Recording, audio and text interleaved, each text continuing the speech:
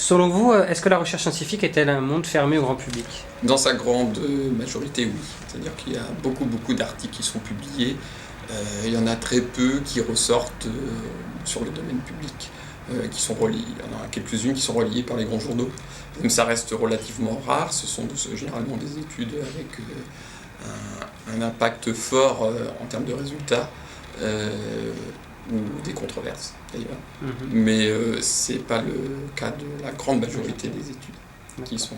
Donc en fait, ce que le grand public a accès, c'est souvent des avancées sur un vaccin ou dans un diagnostic pour une telle ou telle maladie. Mais en gros, ce que vous essayez de me dire, c'est que la majorité de la recherche, finalement, ça a un écho qu'au sein des chercheurs et pas auprès du grand public. Exactement. D'accord. Bon. Voilà, comment selon vous, on pourrait communiquer auprès du grand public sur les avancées de la recherche?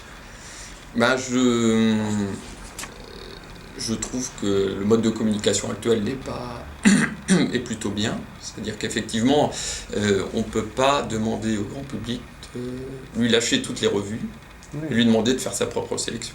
Donc l'objet, c'est déjà de détacher les revues, ou du moins les articles importants. Ensuite, de les relayer, comme c'est fait dans les grands journaux. Donc déjà, je trouve que ce mode de communication est pas mal en soi. Quand je me suis posé cette question-là, c'était justement par rapport au fait que, en fait, il n'y a pas grand intérêt que le public ait accès à ça, parce que c'est pas important pour lui. Et en même temps, via par exemple le site internet du LIB, on a accès à ces pages de publication. Finalement, tout à chacun serait en capacité d'aller voir. Mais finalement, enfin... c'est vrai, c'est le cas. Voilà, il n'y a pas d'intérêt en fait pour le... Non, je pense pas qu'il y ait... En fait, il y a un intérêt pour le chercheur, pour le public. Non, je pense pas qu'il y ait d'intérêt pour le public, parce que le public n'a pas toujours les clés scientifiques pour décrypter les résultats. À titre d'exemple, on pourrait même dire qu'avec l'avancée d'Internet, il y a certains médecins qui parfois du mal à ensuite communiquer avec leurs patients, parce que les patients arrivent avec des revues, et on dit voilà, moi j'ai vu qu'il y avait tel truc. C'est pas toujours hyper adapté, et après il faut donc faire un travail de communication. Le médecin est obligé de faire le tri des informations que lui relaye le patient. Le patient n'est pas toujours convaincu. Bon, ça peut créer des problèmes. Mais effectivement, je pense que, pour ma part, je pense que ça peut être préjudiciable de cet accès à tout à chacun à la recherche. Parce qu'on le voit déjà dans le cadre médical, maintenant les patients, on leur annonce un diagnostic, on leur annonce tel traitement. La premier réflexe qui est fait, c'est d'aller sur Internet, aller voir des forums. Et justement, des fois, ça peut être préjudiciable pour le patient lui-même, parce qu'il va s'auto-diagnostiquer, ou s'auto-médiquer, et voilà. Donc finalement, peut-être que le mode qui est actuellement choisi pour communiquer autour de la recherche, c'est-à-dire des grandes avancées, le public reçoit dans des journaux de vulgarisation, voilà. C'est peut-être finalement ce qui est... Exactement. Comme vous l'expliquiez, ils n'ont pas grand intérêt à accéder à un truc très très spécifique sur telle tumeur dans le cerveau. Exactement. Voilà. D'accord. Donc on se rejoint sur cette question-là. Maintenant, je vais aborder une question un petit peu plus précise. Quel est selon vous le but de la publication scientifique et à qui elle s'adresse? C'est quoi le but premier de... Alors le but premier, c'est de relayer un résultat suite à une étude scientifique. On fait une étude et on relaye à la communauté. Ça permet c'est un outil de communication entre chercheurs. Voilà. Ça permet à l'échelle mondiale que tout le monde soit au courant de ce qui a été fait dans un domaine de recherche particulier et de faire que la recherche avance et qu'il y ait une émulation. Voilà, il y a une étude qui sort, on voit qu'il y a eu tel résultat. Une nouvelle hypothèse est posée, parce qu'à chaque fin d'étude, on ne répond jamais en soi à une question. Il y a toujours une autre question.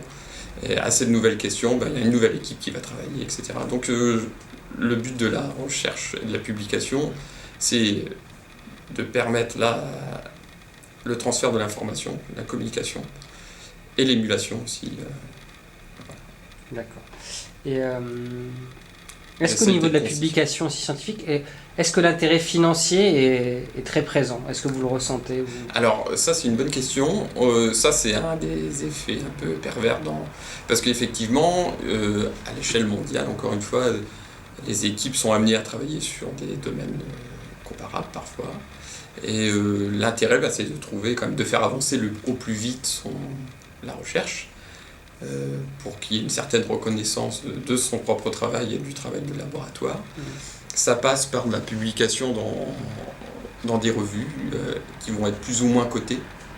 Et l'objectif de tout chercheur, c'est quand même d'être publié dans les revues les mieux cotées, comme Nature ou Science.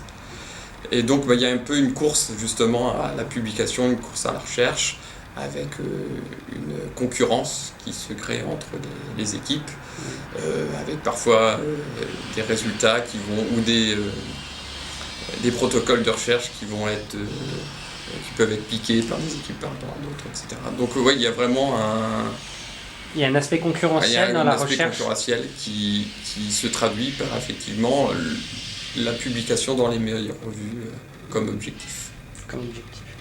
Et par rapport à l'INSERM, justement, est-ce que maintenant vous êtes au sein de... par l'intermédiaire du CATI, vous êtes au sein du LIB ici depuis maintenant 3-4 ans. Oui, c'est ça. Voilà.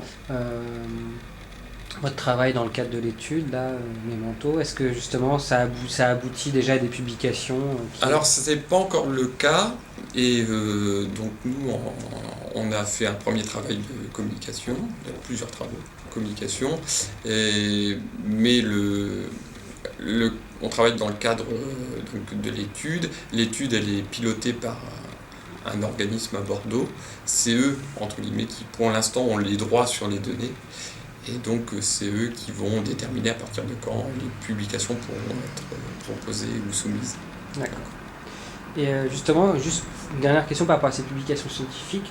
On n'a peut-être pas le recul par rapport à ça, mais est-ce que c'est quelque chose de récurrent? Est-ce qu'il y en a beaucoup qui sont publiés chaque jour ou chaque semaine? Oui, c'est énorme, c'est assez énorme. Ouais. C'est assez énorme, et au niveau des quantités... J'ai pas d'informations, puisque dans le cadre de l'équipe, mon positionnement est pas... Je suis pas chercheur, donc je fais pas partie des personnes qui publient en tant que telles. D'accord.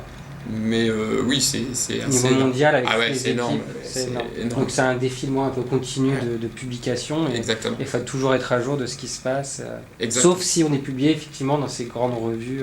Oui. Oui. D'accord.